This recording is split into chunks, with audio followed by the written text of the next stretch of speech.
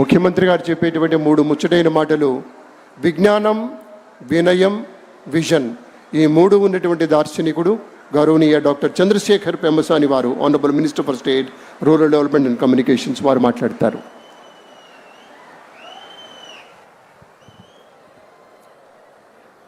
Thank you.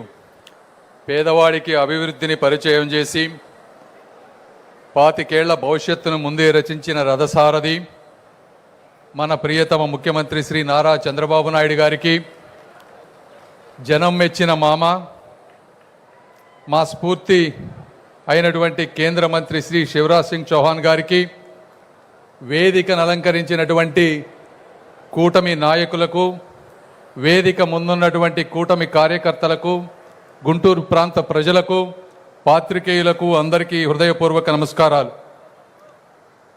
మాటలతో హృదయాలను తాకినటువంటి మహానేత, జాతీయ స్ఫూర్తిని జ్వలింపజేసి దేశానికి దిశానిర్దేశం చేసినటువంటి తత్వవేత్త, భారతరత్న అయినటువంటి శ్రీ అటల్ బిహారీ వాజ్పేయి గారిని స్మరించుకునే అవకాశం ఒక గర్వంగాను, గౌరవంగాను, అమరావతికి శుభసూచకంగాను భావిస్తున్నాను. అటల్ బిహారీ వాజ్పేయి గారిలో ఎన్నో గొప్ప లక్షణాలు ఉన్నాయి. ఇప్పటివరకు చాలామంది మాట్లాడారు. అయితే నేను 3 విషయాలు మాట్లాడదలుచుకున్నాను. మొదటిది కార్యదక్షత. అతి తక్కువ మంది నాయకులలో సాహసం, సౌమ్యం 2 కలిసి ఉంటాయి. అంటే సాహసం చేయాల్సిన వచ్చినప్పుడు ఎమర్జెన్సీ సమయంలో 19 నెలలు జైల్లో గడపటం కానీ, పోఖ్రాన్ ద్వారా ప్రపంచ దేశాలు ఒత్తిడి తీసుకువచ్చినా కూడా మన సామర్థ్యాన్ని ప్రపంచానికి తెలియచేయటంలో కానీ, కార్గిల్ యుద్ధ సమయంలో సైనికులతోటి అండగా ఉండి, అదేవిధంగా లైన్ ఆఫ్ కంట్రోల్ని దాటకుండా ప్రపంచ దేశాలను మెప్పించి యుద్ధం చేసిన విధానం కానీ, అంతర్జాతీయ దౌత్యంలో వాస్తవికతను, శాంతిని కలిపి భారత్ పాకిస్తాన్ సంబంధాలపై ఆయన చూపించినటువంటి దౌత్య దృక్పథం కానీ, అంటే వారు చెప్పినటువంటి విధానాలు, కొన్ని మాటలు స్నేహితులను మార్చుకోగలం కానీ పొరుగు దేశాలను మార్చుకోలేనని చెప్పిన విధానం కానీ, క్రికెటర్సు ఆ ప్రాంతానికి వెళ్ళి ఆడినప్పుడు కేవలం ఆటనే కాదు వారి మనసులను కూడా గెలుచుకు రండి అని చెప్పినటువంటి విధానం ప్రతి ఒక్కరికి స్ఫూర్తిదాయకం. రెండవది వారి వ్యక్తిత్వం. ఇప్పటివరకు చెప్పినట్లు పొలిటికల్ ఫీల్డ్లో నిజమైన అజాత శత్రువులే లేని నాయకుడు, పాకిస్తాన్కి మొట్టమొదటిసారిగా శాంతి కోసం బస్సులో ప్రయాణించినటువంటి నాయకుడు, అధికారం ఉన్న అహంకారం లేనటువంటి నాయకుడు, 29 పార్టీల సంకీర్ణాన్ని సంయమనంతో, సహనంతో, సమన్వయంతో నడిపిన దూరదృష్టి కలిగినటువంటి నాయకుడు, ఒక్క ఓటుతో అధికారం ఉంటుందని తెలిసినా కూడా ఈ దేశం, ఈ ప్రజాస్వామ్యమే శాశ్వతం, పదవులు, పార్టీలు, రాజకీయాలు శాశ్వతం కాదు అని చెప్పి నిలబడిన నాయకత్వం, వివక్షాలను ప్రత్యర్థులుగా తప్ప శత్రువులుగా భావించలేదు. ఎందుకంటే ఆయన మాటల్లో దేశభక్తి ఉంటుంది కానీ ద్వేషం ఉండదు. అది కూడా మా అందరికీ స్ఫూర్తి. మూడో విషయం తీసుకొస్తే నాయకత్వం, పరిపాలన. మీరు ఈరోజు చూస్తున్నట్టు, ఇప్పటివరకు చెప్పినట్టు మోదీ గారు కానీ, ఇప్పుడు గవర్నమెంట్స్ కానీ ఫాలో అవుతున్నటువంటి అటువంటి కార్యక్రమాలకు వారు పునాది వేశారు. గోల్డెన్ క్వాడ్రిలేటరల్ ప్రాజెక్ట్ కానీ, ప్రధానమంత్రి గ్రామ్ సడక్ యోజన ద్వారా ప్రతి గ్రామంలో రోడ్లు వేసే విధానం కానీ, సర్వశిక్ష అభియాన్ ద్వారా ప్రతి వ్యక్తికి, చిన్నపిల్లవాడికి విద్యని కంపల్సరీ చేసే విధానం కానీ, ఇవన్నీ వారు తీసుకొచ్చారు. ఈ సందర్భంగా వారి పరిపాలన దక్షతకు ఇంకో విషయం కూడా మాట్లాడుకోవాలి.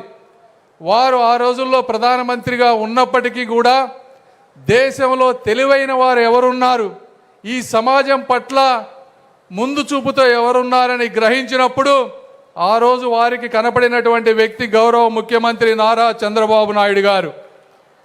దేశంలో డబ్బు లేకపోతే పీపీపీ విధానంలో రోడ్లు వేయవచ్చు అని చెప్పినటువంటి సలహా కూడా ఆ రోజు గౌరవ ముఖ్యమంత్రి చంద్రబాబు నాయుడు గారిదే. అదేవిధంగా టెలికాం రంగంలో మొత్తం తీసుకురావాలి, ఏ విధంగా గ్రామానికి కనెక్టివిటీ పెంచాలి అని ఆలోచించినప్పుడు ముఖ్యమంత్రి గారి ఆధ్వర్యంలో ఒక కమిటీ వేసి ఆ టెలికాం రిఫార్మ్స్ చేస్తే ఈరోజు ప్రతి గ్రామంలో కూడా ఇంటర్నెట్ సౌకర్యం వచ్చింది. దానికి కూడా చంద్రబాబు నాయుడు గారి సహకారం ఆ రోజు తీసుకుంటా ఉన్నారు. వీటన్నిటికంటే ముఖ్యంగా రాష్ట్రపతిని సెలెక్ట్ చేసేటప్పుడు గౌరవ ముఖ్యమంత్రి గారికి ఒక పేరు చెప్పారు. అయితే చంద్రబాబు నాయుడు గారు అబ్దుల్ కలాం గారి పేరు మీరు ఒకసారి ఆలోచించండి అని చెప్పిన వెంటనే ఇది కరెక్ట్ డెసిషన్ అని చెప్పి వ్యక్తిని మార్చి ఈరోజు ఒక వ్యవస్థకి గౌరవాన్ని తీసుకొచ్చినటువంటి నాయకత్వ లక్షణాలు ఉన్నటువంటి వ్యక్తి వాజ్పేయి గారు. అంటే కోఆపరేటివ్ సహకార ఫెడరలిజంలో మనకంటే తెలివైన వారు, మనకంటే గొప్పవారు ఎవరైనా ఉంటే వారి సలహాలు తీసుకొని సమాజాన్ని ముందుకు తీసుకువెళ్ళగలిగిన వ్యక్తే నిజమైన నాయకుడు.